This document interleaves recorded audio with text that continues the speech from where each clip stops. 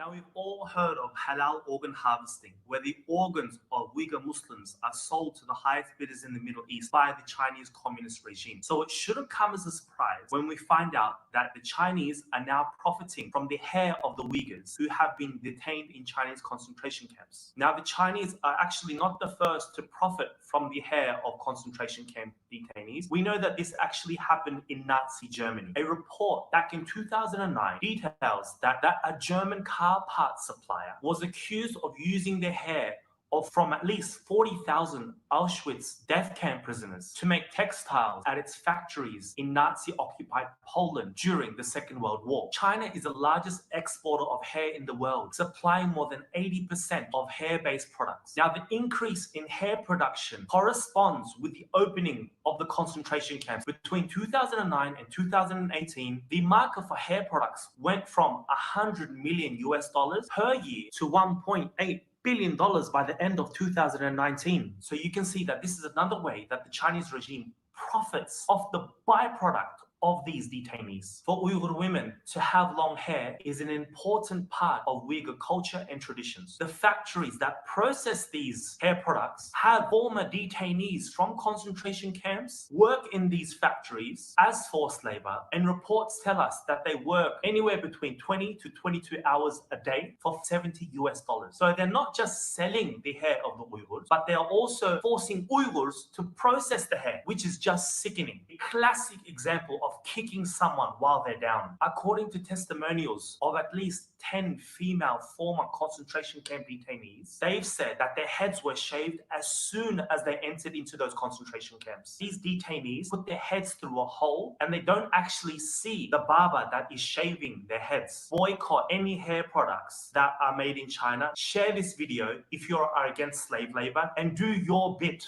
to stop this modern day 21st century genocide, this Uyghur Holocaust, this Muslim Holocaust, which is unbelievable, sickening, horrific to say the least. Assalamu alaikum, dear brothers and sisters. We have another live show for you today. Today I have a very special guest, an award-winning China analyst and human rights investigator. He is a research fellow in China Studies for the Victims of Communism Memorial Foundation and the author of Losing the New China and the Slaughter. He has also written for publications such as the Wall Street Journal Asia, the Weekly Standard, National Review, the Investors Business Daily, while providing testimony and briefings to the United States Congress, the CIA, the European Parliament, the United Nations, and the parliaments of Ottawa, Canberra, Dublin, Jerusalem, Prague, Edinburgh, and London. A former foreign policy analyst at the Brookings Institution, Ethan Gutmann has appeared on PBS, CNN, BBC, and CNBC. He was also nominated for the 2017 Nobel Peace Prize. I would like to welcome Ethan Gutmann. Delighted to be here, Arslan. It's great to see you. Thank you for sharing your time with us to highlight exactly one of these issues today, which is the hair from what possibly could be from former female Uyghur concentration camp detainees. And we're obviously going to be talking about the various articles that have been posted on this issue, your view on it, but specifically, we're going to be talking about Gulchehra Hoja's article from Radio Free Asia. Welcome to the show. Gulchehra has been doing this for a while. She has been looking at this story. We're often in touch. We are friends. We talk together. We try out ideas on each other. This was one that is a no-brainer.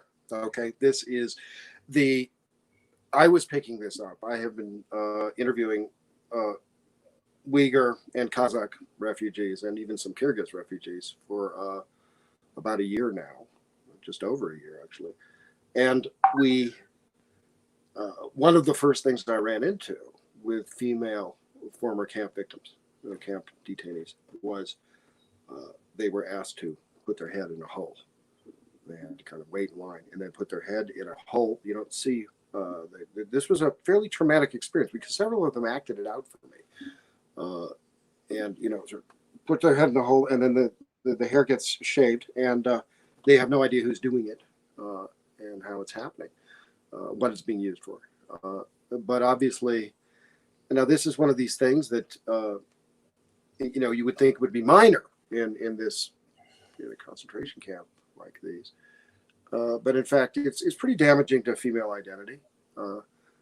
If you combine what we've been learning this week through the Adrian Zentz report about the sterilizations, this is an attack on the women of the Uyghur women, the Kazakh women, the Kyrgyz, and the Hui. It's a destruction of who they are. It's a destruction of their ability to reproduce. It's a destruction of their femininity. And it obviously left a kind of a very traumatic trail along with it. I must say this is one of the only areas right now where we can sort of say, look, this is an unabashed victory because of what just happened. I guess 2 days ago was the customs seized 13 tons of human hair wigs from a Chinese company. The name escapes me right at the moment, but you probably have it up on the screen.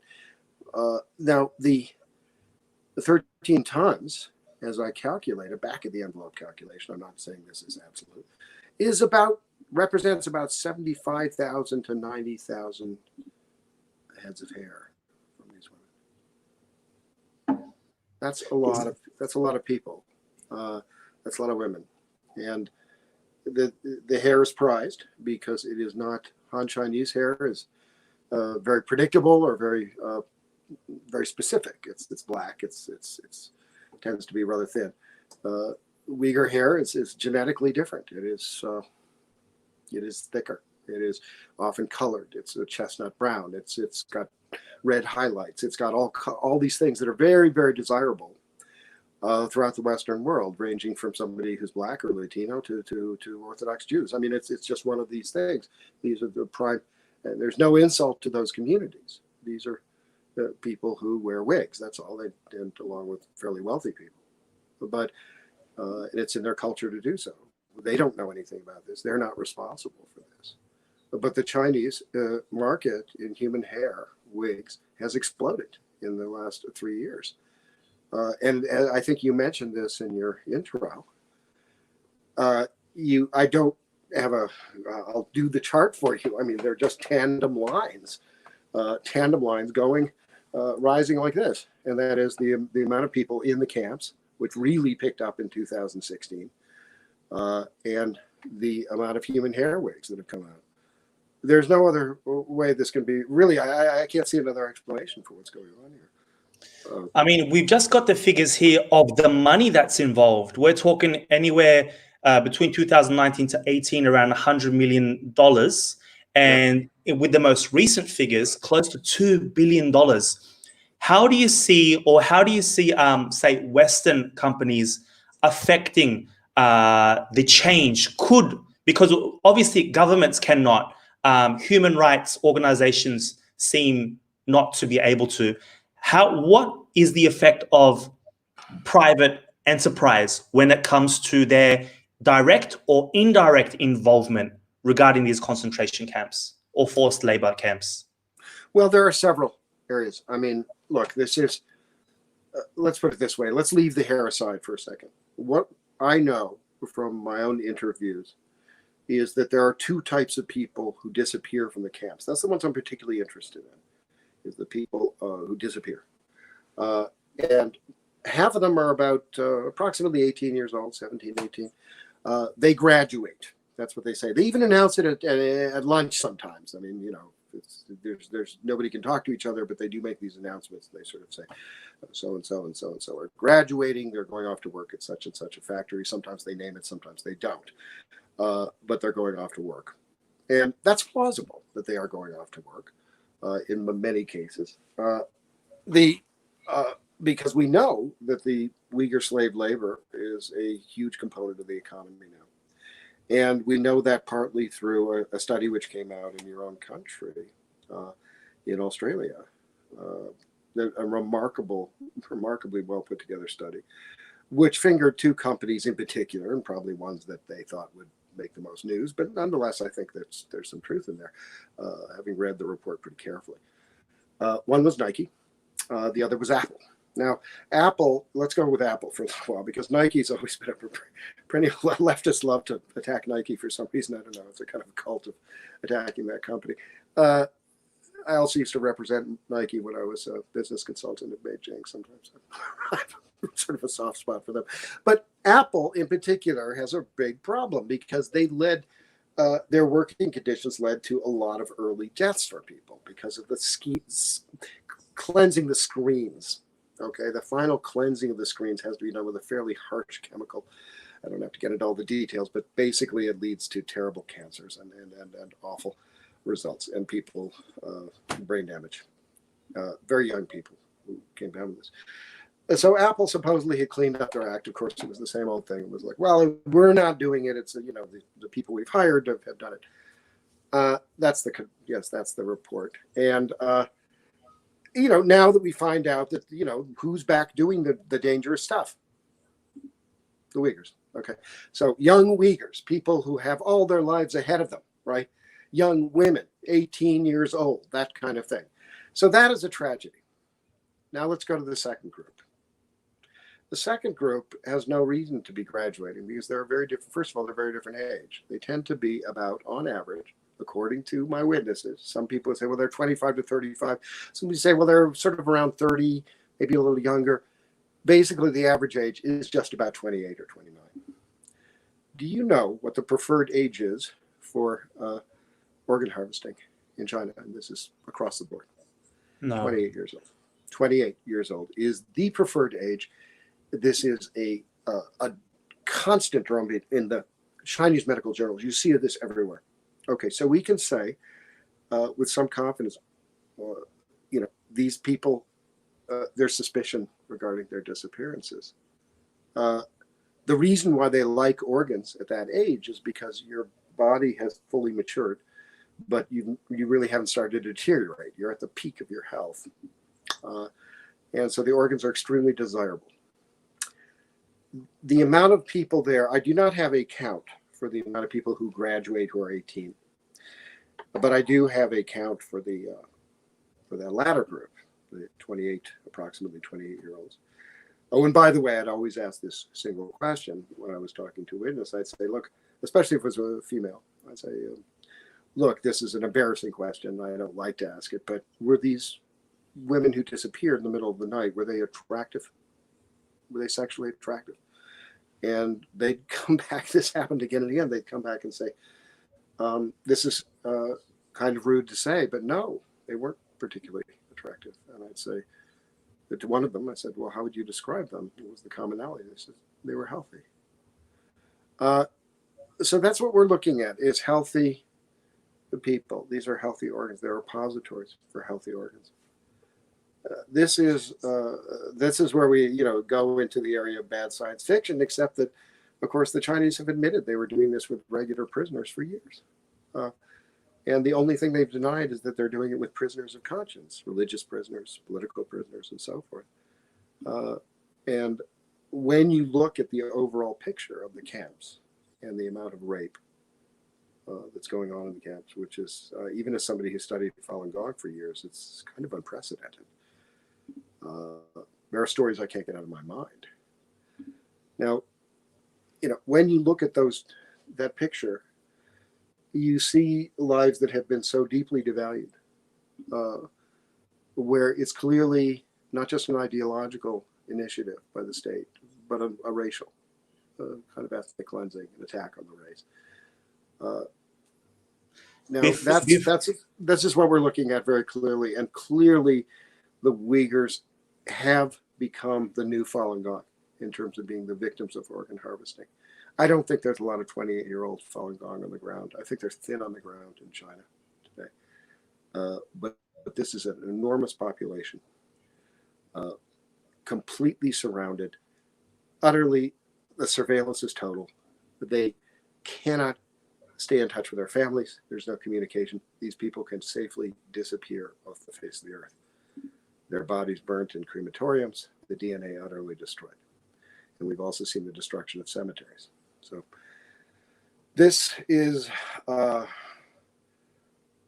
crime of friends. You know, I don't like to use the word genocide. It's so loaded, but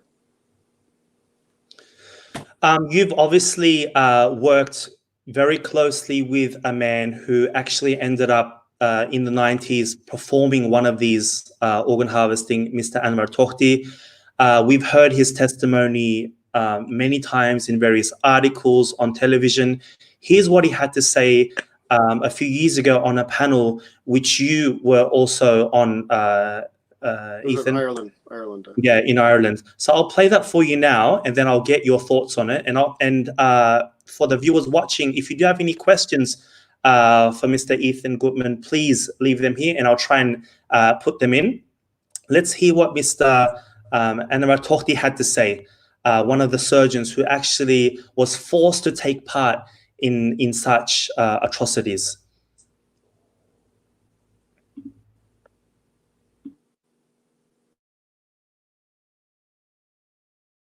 During my time in our outpatient department, that I have seen at least 3 children had a scar on their body, indicates the organ had been stolen.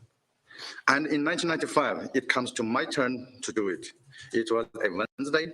My 2 chief surgeons called me into the office and told me to assemble a team with capability of largest possible surgery and report to them next day morning.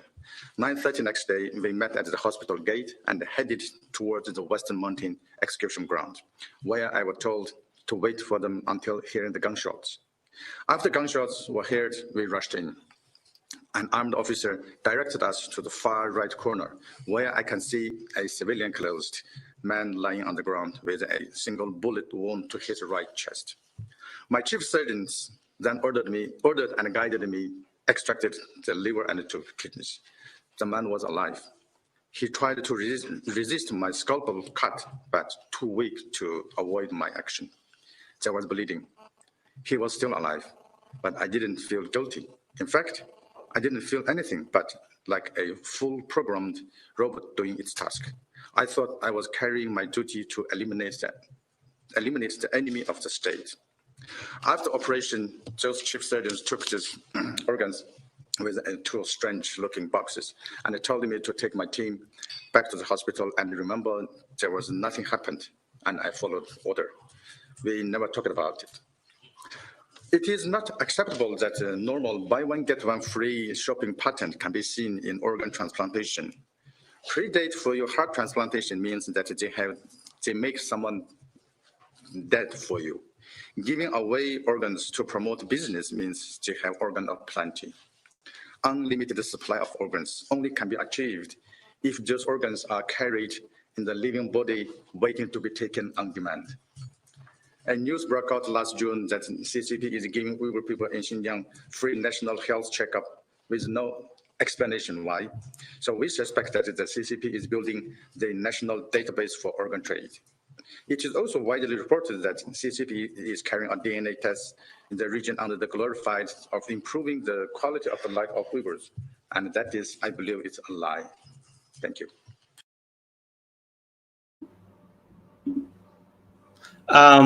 Very sinister. It's sickening to hear words like "buy one, get one free" phrased into there, like what you're just buying a couch or a pillow or a fridge or headphones or, you work closely with Mr. Anwar Tohti. Could you tell us a bit more, Haida, what sort of he went through and what you investigated? Yeah.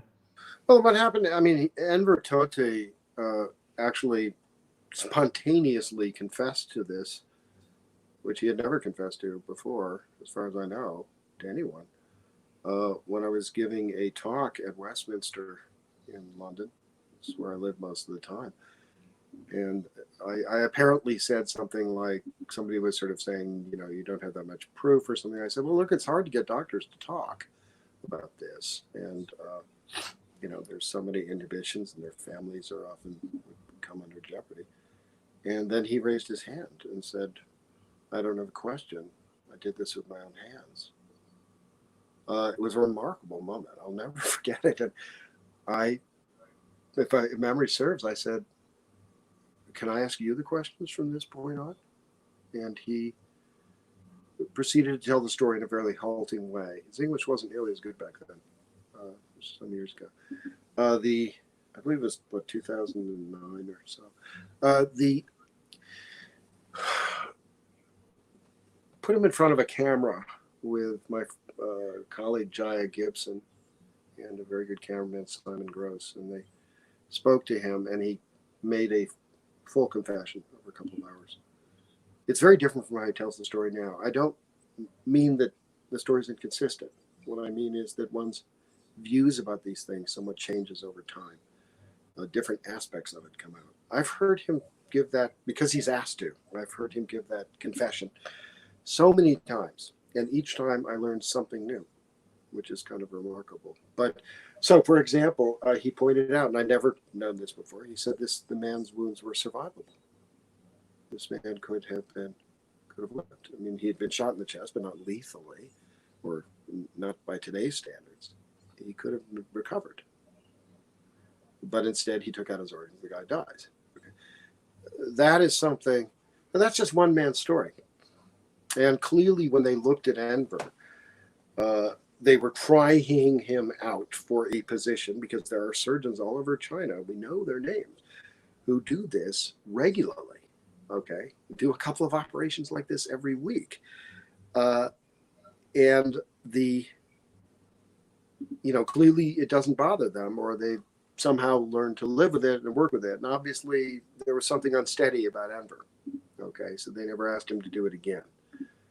It was like a trial. He failed that job application, if you like. Essentially, he said that, I'll add something. One more thing I've never said. yeah, Enver could have been a very rich man. yeah. Enver Tohti could have been. He's not wealthy. He lives on the east side of London. We hang out. His flat's pretty small. He could have been a wealthy man if he had shown a little more backbone, I guess, when he was cutting these, shown no sign of disturbance, no sign of psychological disturbance. He did. Of course, that speaks for him. Essentially, I mean, everyone's heard it.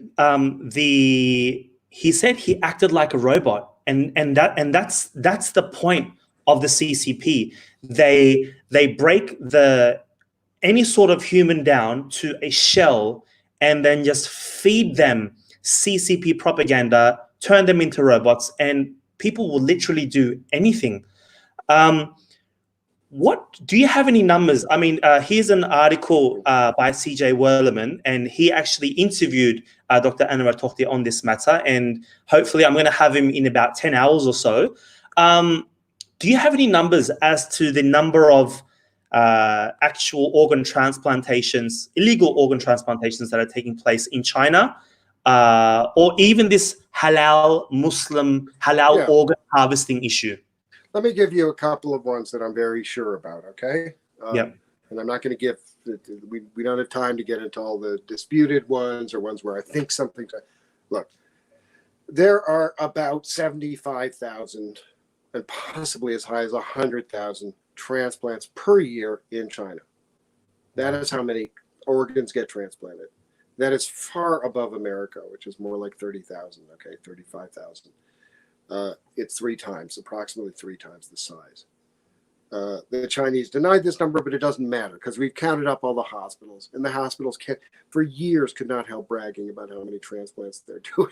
Okay, this has always been China's biggest weakness, is the bragging.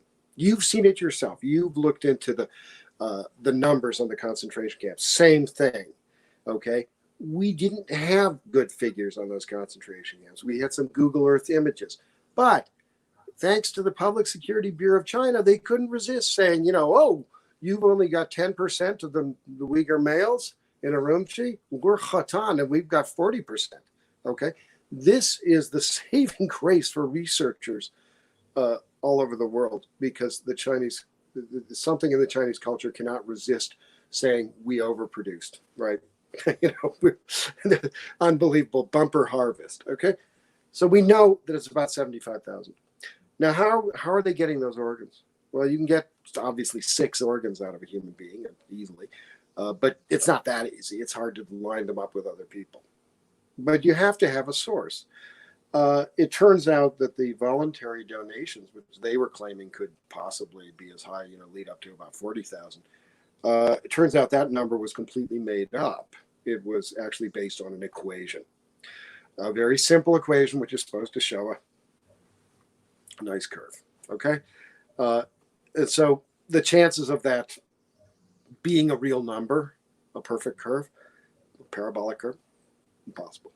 Okay. It's basically, you'd get thrown out of a court of law with that one. So what are we left with? We're left with the Uyghurs. And my estimate, and I get this, and I think I'm the only person in the world, not to brag here, but who can make this estimate, because I have probably talked to more people from the camps than anyone else, because I've talked to the Kazakhs as well as the Uyghurs, which more than doubles the number, triples it, and quadruples it, really. Now, the Kazakhs aren't treated that badly in camp, but they're very observant people. Okay, they're not treated as badly as the Uyghurs. They're probably not under the same danger of being organ harvested in many cases, but they are very observant. They watch things very carefully, and based on what they have told me, and they all come from different camps, I've been able to generate numbers.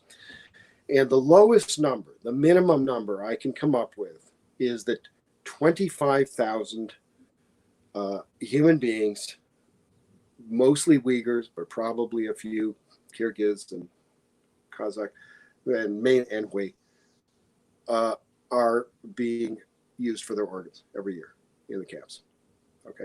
Now that might vary from one year to another. That might be 30,000 one year and 20,000 another. That's not my concern here. My concern is to get us in a ballpark number, and I think it's about 25,000. And that means that since the beginning of the camps, we're looking at something just approaching 100,000 now, 100,000 human beings. Now, you can argue about whether or not all of these people who disappeared in the middle of the night, who happened to be just around 28 years old, that they were off to be, maybe if a few were picked as sex slaves. I don't know.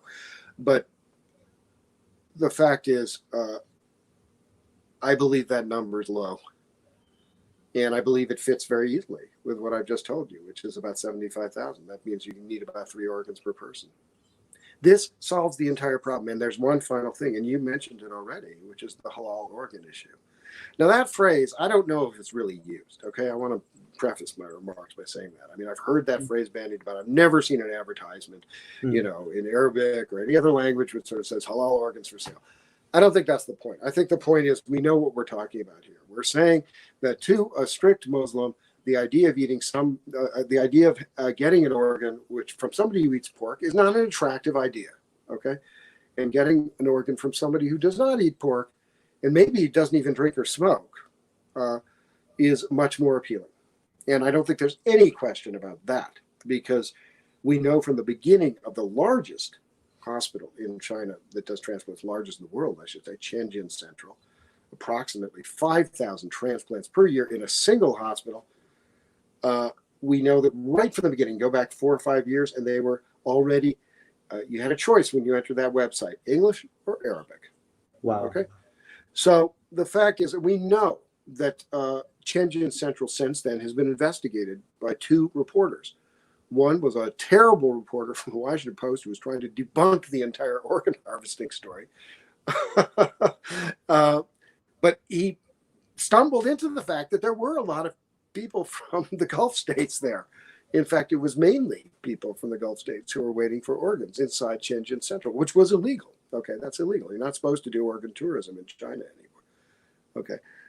The other was a documentary filmmaker who I've gotten to know from South Korea, who just came in with his secret cameras and filmed all this. And you can clearly see for yourself. This is, you can tell from the languages you're hearing in the background. This is Gulf states. Okay.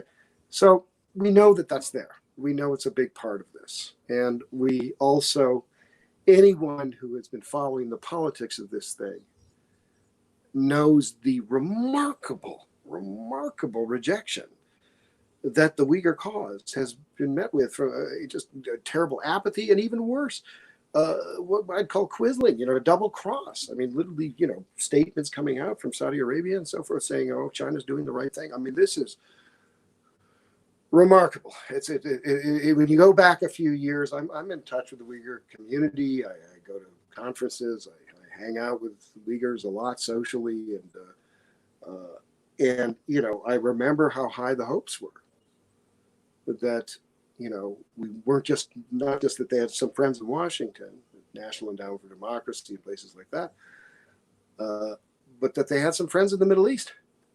And those never came about. It just, that cavalry never arrived. And that is a great tragedy. And I believe that this halal organs issue is part of that. You see, as well as anyone, that this is about, once your own hands get dirty, it's very hard to get them clean again. It's very hard to pull away from that force. People become implicated.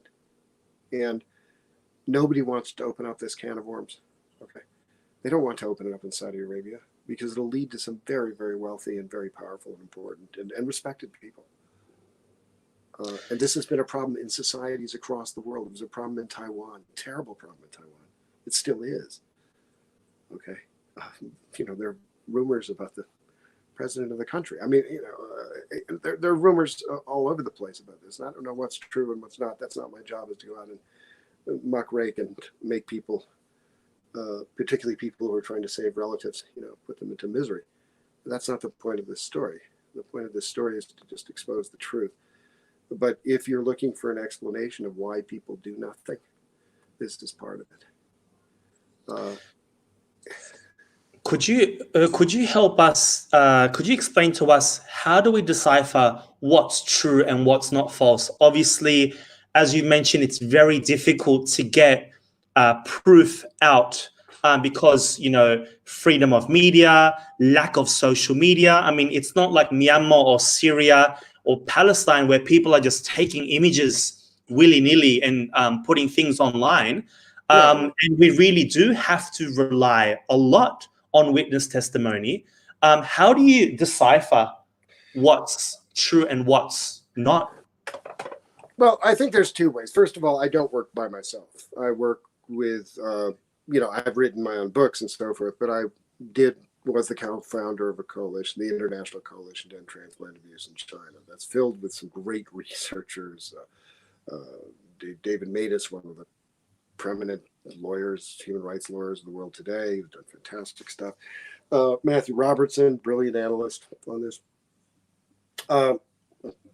Several other people who are, I work at VOC. You've got Adrian Zentz there. I mean, you've got some terrific people working on these issues. And I pay very close attention to documents. And indeed, I wrote some of this stuff myself about the hospital transplant volume that we talked about, 60,000 to 100,000 and so forth, how big the transplant volume was in any given year. And having said that, I'm never happy with that. Okay, I need to smell somebody. I need to smell whether they're credible or not. Now, I do take witnesses, and I think this is one of the big mistakes we make in the world today, is sort of trusting idiotic things on the internet, or trusting Chinese documents, which are all over the place and are almost always political, even the ones that get exposed later on, even the ones that are like, oh, they didn't want this to come out, they have a political meaning too within the Chinese Communist Party. So they're not always that accurate. So I think we have to get back to this idea that witnesses are valuable, even though they're biased, even though they have a grudge, even though they've gone through terrible pain, and some things are very distorted. But you can get around that if you will just show the patience to come to where they are and sit down with them and say the magic words, which are, tell me about your childhood. Okay. In other words, don't just tell me about being a victim. Tell me who you are. Start with that. Rediscover yourself when you talk to me.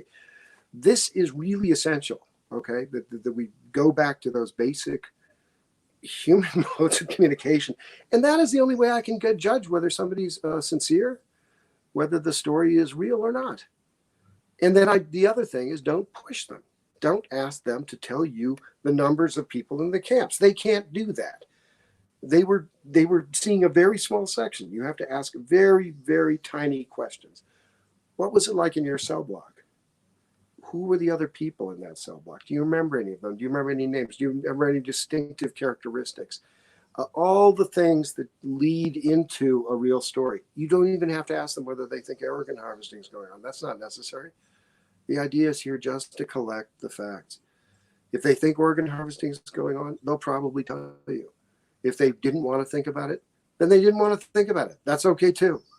They had a lot on their minds.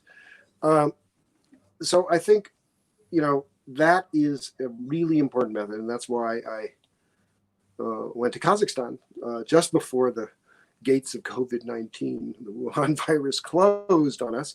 I got to Kazakhstan and back. And the way I did that was by driving to the country, as opposed to taking a plane where I would have been flagged at the airport and they would have at least put a tail on me, or some sort of virus on my computer and so forth. So I decided the best way to do this was sort of pose as a skier and go with my daughter, who's a sort of attractive 24-year-old blonde, and drive there in a car which had four-wheel drive, but it was old enough that it had no internet connectivity. And then we turned off all the devices once we got to the border of Kazakhstan of the Crimean Sea. And we drove to Almaty. From there, we started from Germany. It was an insane drive, but it was really well worth doing, I think, because I could say with confidence, I'm not being followed, right? And I could say that to the witnesses because it wasn't my protection I was worried about. In fact, if they'd arrested me or, put a tail on me, well, that's a good story. You could dine out on that one for years to come, a couple of nights in Kazakh jail. Come on. No, that wasn't the issue. The issue was, can I protect these witnesses? They have family still back in the camps. If they would need to be completely anonymous, be completely anonymous. I said, I have two choices. I have an electronic device, which means it will be on a hard drive. I said, or I have this dictaphone from 40 years ago. Do you want to use it's your choice. If you want to use the dictaphone, that's fine. If you want to say, I don't want me to reveal where this interview was done, we can do that. Okay. I said, I probably need to reveal your sex.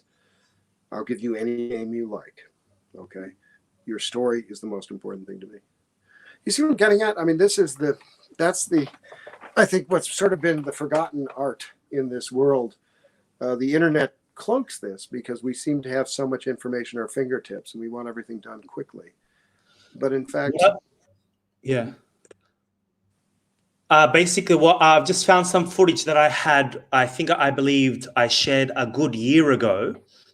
Mhm. And it's basically hospital footage. Now, anyone that knows this channel knows that China is very much, even the notion of halal food, mosques, any promotion of Islam is absolutely banned. But this is a hospital essentially built for their Middle Eastern rich Arab guests to get, they don't actually openly say, they're organ transplanting, but this setup tells us a lot. Let's have a listen to this. Essentially, it's a promotional video. Have a listen to this, guys, and tell us what you think. And I would like your opinion on this as well, Ethan.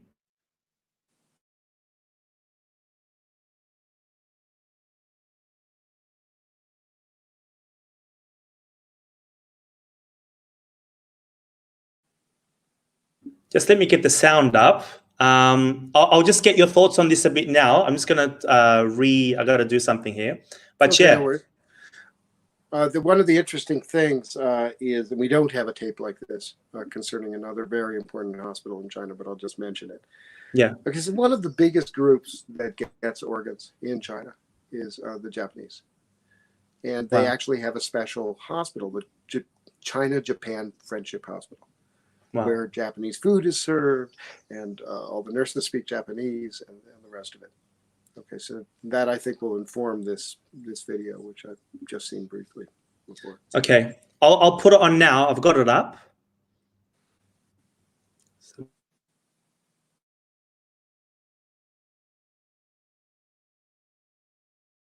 Afternoon, everybody. I'm Candy. Right now, I am in Beijing Tongshan Town Hospital for traditional Chinese herbal medicine. Now we are in the second floor. Here is the prayer room. That will be the area for all those Muslim patients. When they come here, they will pray.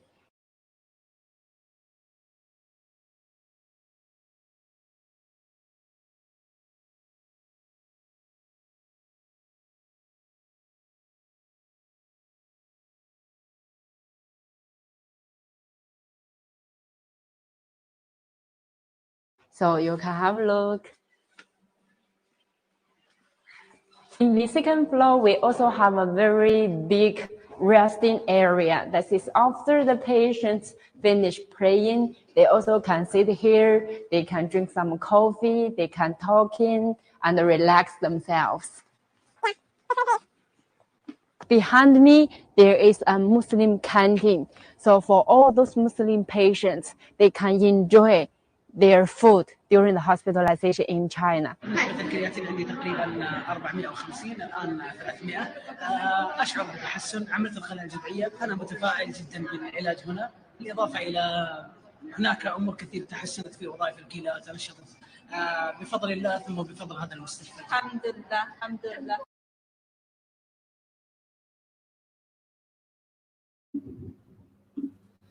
So I just realized that my mic was muted a moment ago. What I was saying before was a mosque within a hospital. I mean, from my experience in Turkestan, there are no hospitals with mosques inside them, let alone a halal Muslim canteen, halal canteen within a hospital, quarters. And what are they doing there? They are speaking Arabic. And we all know, it's been clearly documented, speaking, learning Arabic are one of the reasons why people end up in concentration camps. What are your thoughts on this? I think the video speaks for itself. I really do. I mean, this is, as I said, I wish we had one that was very similar for the China-Japan Friendship Hospital, because it would show you how the Chinese have catered to these major populations. The disturbing part of this is that we did not have this before fully. We don't think that it was coming. A lot of the organ tourists are coming from the Gulf states. We know that Germany is the biggest in Europe. Okay, if you're looking for a state in Germany who's really sending people over, it's Germany. We know that the South Koreans punch way above their weight. Okay, they are, and it's set up by the hospitals. Okay, hospital to hospital within South Korea. We know the Japanese go over as tour groups. We know the Germans do it through a heart surgeon network. It's been long developed. We know that the Taiwanese just go to Google and start comparing prices and all that kind of thing.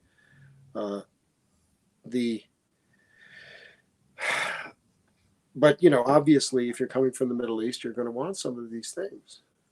That's going to make your experience completely different. And when you think about it, it's a triviality. This is something we did in our own studies, was we showed the opulence of a lot of these hospitals. Some of them have grand pianos that they claim are worth $500,000, this kind of thing. I mean, it's insane. The level of luxury is very high. We looked into a British architectural firm, a UK Ryder Healthcare, which was known because they built a hospital for victims of torture, and they'd also built this very green hospital in Britain.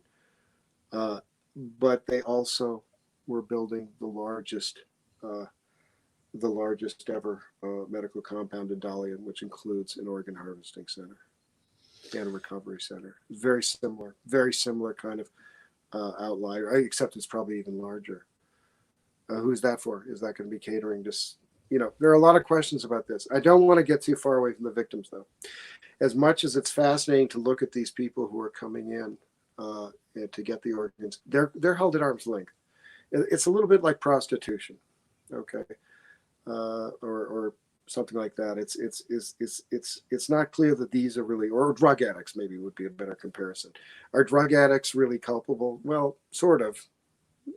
But you really want to send them all off to jail? No, they're not. They're kind of the victims of this crime. There's the pusher out there. There's the people who are dealing the drugs. Mm. This is somewhat similar. The people who are coming in are desperate. They're desperate to extend their lives, and they're desperate to extend a relative's life. And I have sympathy with that. I have an old girlfriend in Australia. Really, I'm very glad to see she's still alive. She would have died if she hadn't gotten a new liver. It's a miracle. It's a miracle that she's alive. Because she got it perfectly legally. I want to say that. But I have my cousin received a new lung, and he got it from obviously a drug addict. He was willing to take a chance. Wow. He's alive. Okay, I don't begrudge this stuff at all. I mean, I'm not in the business of telling people to go out and donate their organs. That's not I mean, my mission is central is to stay on this issue. And it's probably what I'll do for the rest of my life, because the way things are going, we're not making a lot of progress here. I sort of want to slowly wrap this up. Where do you see this? I kind of see the CCP, various tribal nations around the world where they hunt down an animal. You've heard of the term, we use every part of the animal, the skin, the organs, the meat. And now seeing organs, seeing the hair, it looks like the CCP is trying to profit from every part of the body, from the Uyghurs' labor, from their organs, from their hair. I mean, how do we stop this horrific machine? Yeah, I think you're absolutely right. And it's something, by the way, Arslan, I disagreed with my colleagues on. They sort of said, well, they don't always have to use all the organs. I said, you don't know China. I lived in China. Okay. It's like there's actually a very, creative aspect to Chinese culture in the sense that they use every part of every animal.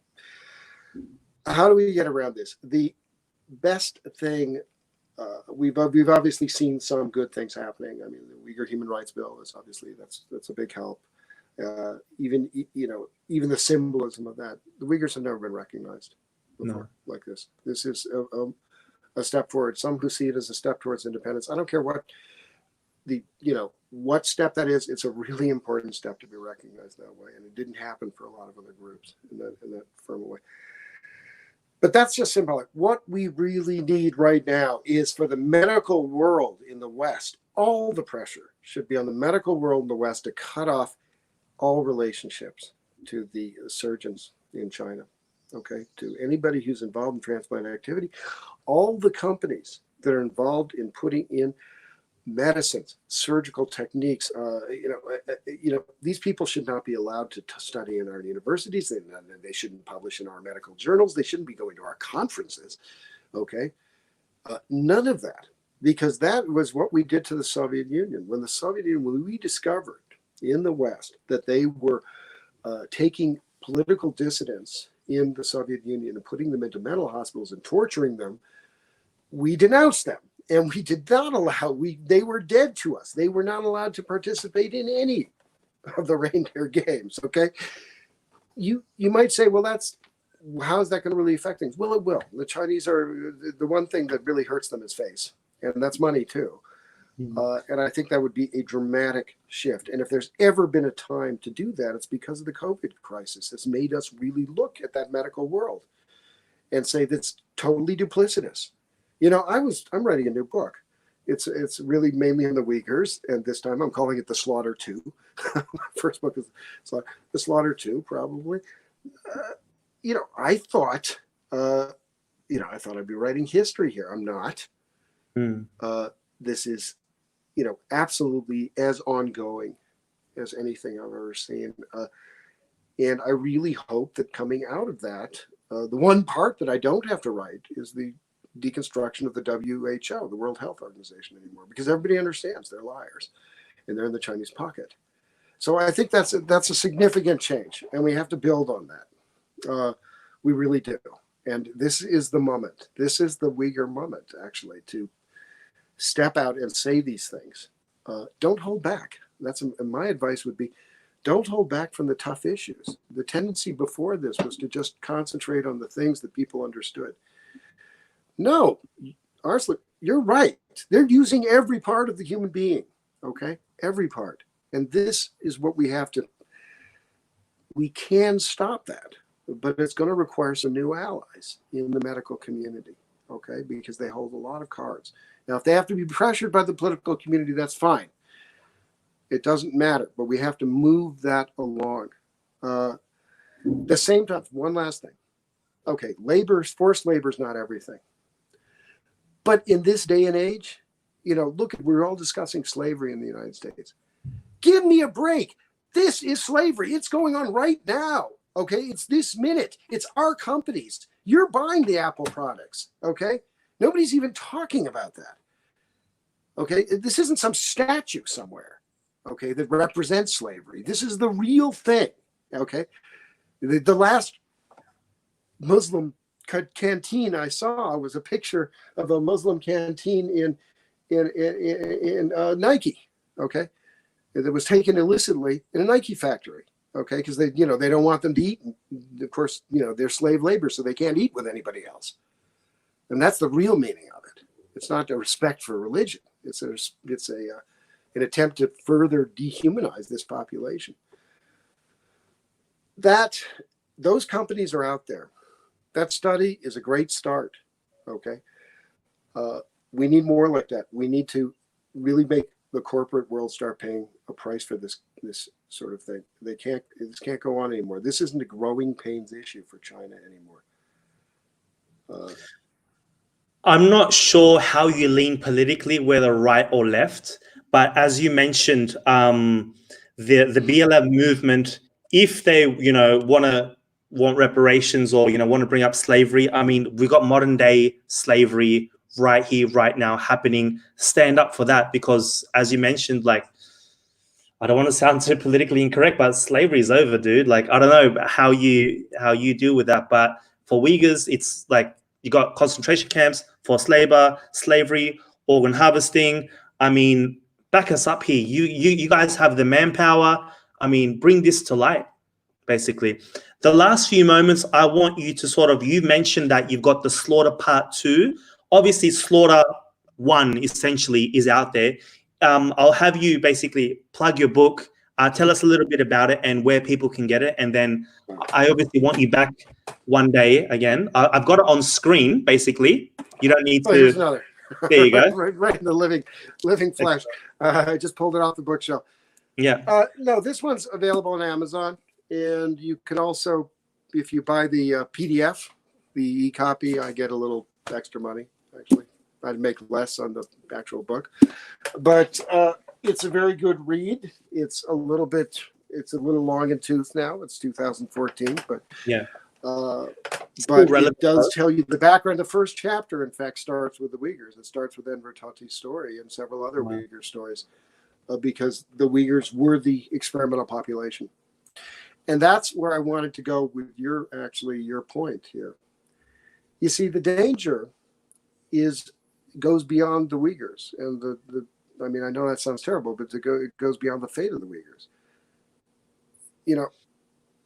This is, what do you think was happening partly with the Jews? I mean, this was a setup for what they were looking to do with a large part of Russia. Okay, a large part of Russia was going to be turned into sort of a combination of concentration camps and slave labor factories. Okay, they were going to depopulate that population. Some of them, they probably would have used gas chambers. Some of them, they would have done some other methods or just starved them. But they were looking for sort of rational and industrial ways to do this. Okay. Similarly, anyone looking at Hong Kong now has to say, are you the next population on this? If Taiwan were to fall, they'd very quickly become the new Xinjiang, I think, the new East Turkestan. I mean, this would be, these are trial balloons. This is, the Uyghur population by Chinese standards is tiny. Even if it's only 15 million, that's nothing. Which hotel are they staying at, as they used to say? They are looking to do this on a broad scale, I believe. And so everything that's being tried out, from the surveillance and the ethnic surveillance, the actual ability of the camera to read whether a person is Han Chinese or Uyghur, to read the skin so they can see signs of tension on the skin, signs that you and I, even with our beautiful human eyes and our fantastic perception, can't read signs of tension just from the way the capillaries work. This is the real stuff. And the whole world should be looking at this problem. No, I don't think, look, honestly, I don't know, I think the whole Black Lives Matter thing, I think there's a cyclical thing. America goes through it from time to time. I don't think that's the issue. I think the issue here is that we really, in a sense, America's having a kind of a last gasp of kind of old familiar conflicts before we get into this very new one, because we have entered a Cold War with China. And nobody can deny it anymore. We don't like that, by the way, as Americans. We hate that moment where it happens. But the fall of Hong Kong, what's happening with the Uyghurs, the threats to Taiwan, the South China Sea, this is all becoming very apparent that we're in this new era.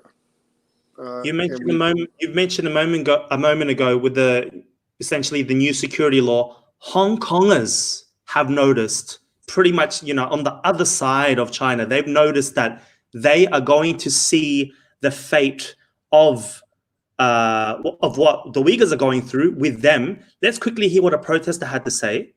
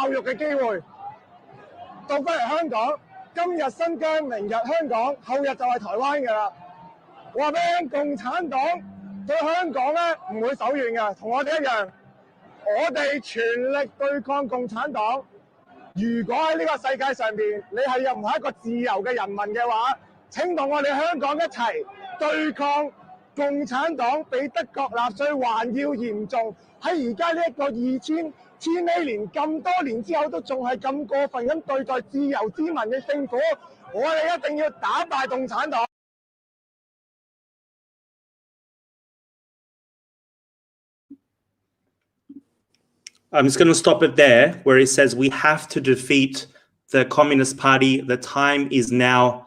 Last words from you, Mr. Ethan Gutmann, and then I'll close off the show.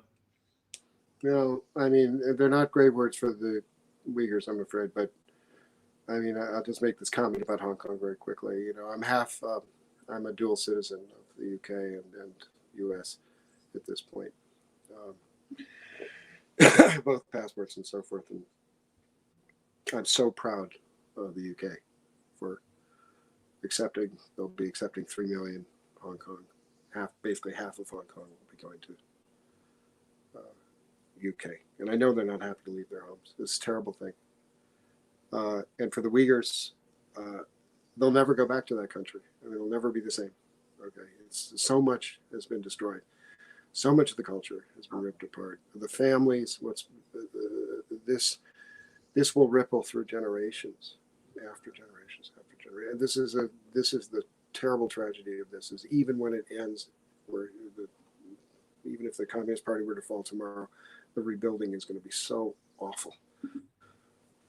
So I have very little good to say about that, except that there's another thing I've been really proud of, which is I've been very proud to associate with Uyghur and Kazakh activists throughout this process. It's been a real honor. It's been people of great courage, tremendous bravery.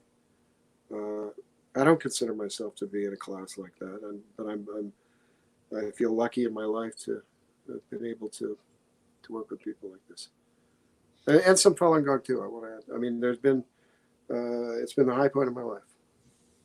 So, leave it there. Thank you, Ethan. Thank you so much. I hope to have you back to talk about other issues in the future. I'd like to thank everyone for tuning in. Make sure you share this video, like it, spread the word, do your bit. I mean, social media is such an important tool. For people that underestimate the power of social media, ask yourself, why is Facebook, Twitter, Instagram, these things we take for granted each and every day, banned in China? And with that, I'll leave you. Peace be upon you all. Assalamu alaikum. Thank you so much, Ethan Gutmann. Hope to have you in the future. Thank you.